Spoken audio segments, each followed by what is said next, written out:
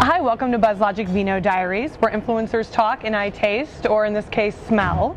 I'm your host, Valerie Combs, and today I'm very excited to welcome Cory Treffiletti, who is the managing partner and president, is that the right title? Yep.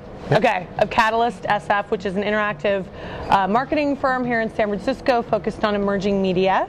And Cory is also a very frequent contributor to Media Post. Actually, you do the online spin. Every Wednesday for 8 years. Every Wednesday, yes, yes. So I'm sure familiar to many people watching, all of our viewers. Before we jump into some conversation, as we like to always do, we're going to be trying some of this Resonance Estates Gewürztraminer.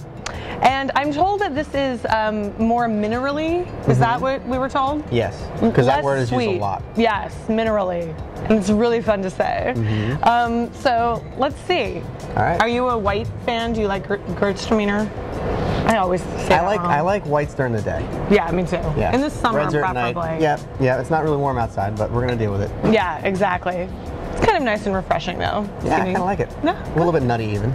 Good, yes, I love it. All right, well, on that note, nutty, let's talk a little bit about, I kind of wanted to get your opinion on agencies and sort of what's been going on, how social media and the advent of social media kind of platforms and therefore buying strategies has impacted the way agencies do business this year, and how you think that might be changing in 09. That's a big question. Well, so yeah, there's like 3 or 4 questions. Yeah, I know. It's kind of how we like to do it on Vino Diaries. So let me think about it. So I think that there's a lot of grief the agencies are given.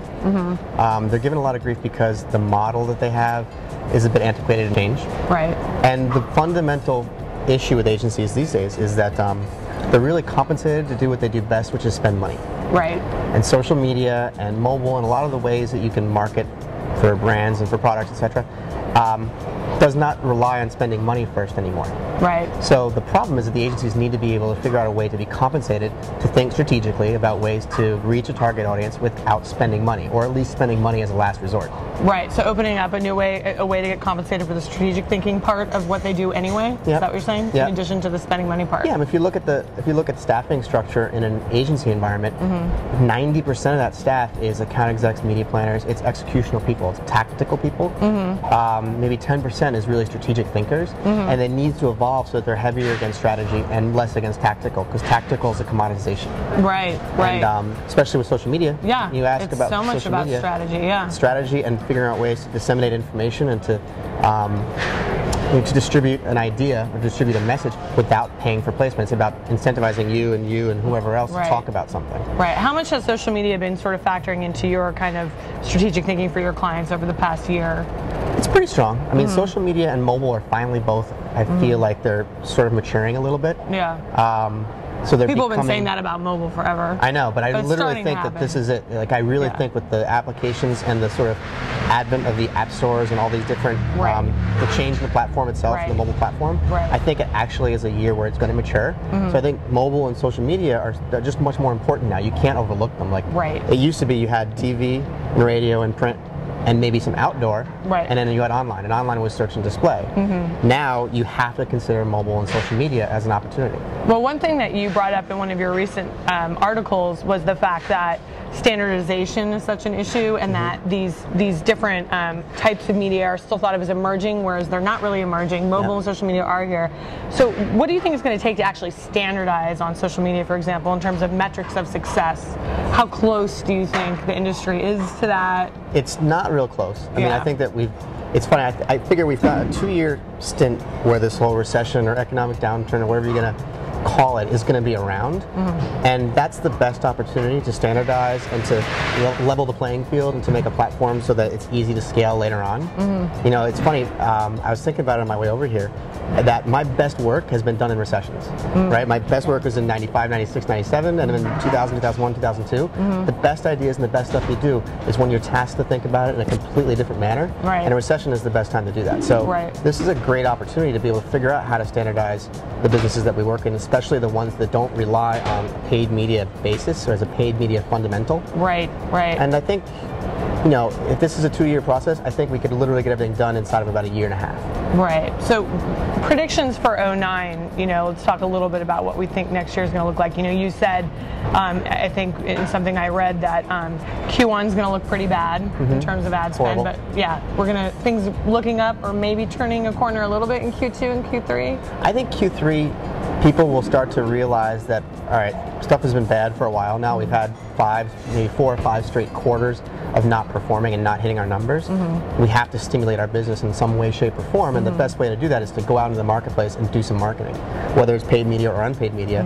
So I really think that Q3 and Q4, people are going to start being more aggressive with ideas. Now, it doesn't mean that they're going to go out and buy media placements. It doesn't mean they're going to go out and buy ad units.